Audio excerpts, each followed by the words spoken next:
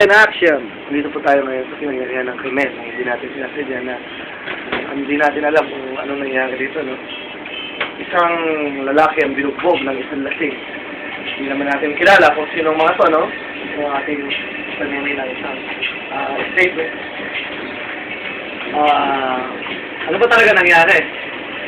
Ganito po yan eh. Nung gabing yun, si Ronaldo ay kasalukuyan natutulog sa kinahigaan. Pero nung time na yon, bigla pong dumating ito si Joey. Pero hindi ko naman po sinasadyang natuloy pa ng dalawa. Tulog na po ko eh. Ano naman ang ginawa mo nung pangyayari yun, ano? Anong ginawa mo sa pangyayari yun? Tinuloy ko po ang pagtulog, pero nagsisigaw na po si Ronaldo eh. Anong sinabi naman ni Ronald ngayon doon? Sinabi niya po, nakuan eh. Tumigil ka, Joey, yun lang ako hindi narinig ko. Nagsisigaw, bye, tumigil ka. Tumigil ka, bye. Hindi mo dala? Tapos sabi naman ko sa... medyo ba nasira ang imaginasyon mo nung makinig mo ang away na yun na bulan sa pagtulog mo?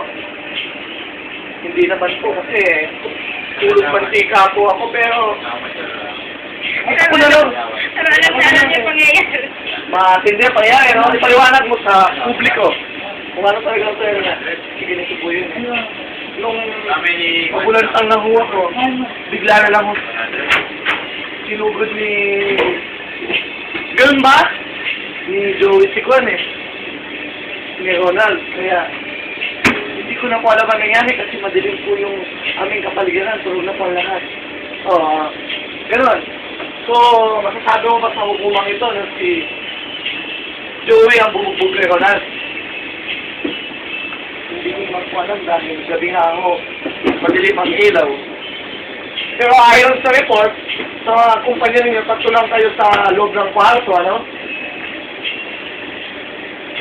Oo, tatlo lang ho. Ako nga ho, si Ronald, si Bay.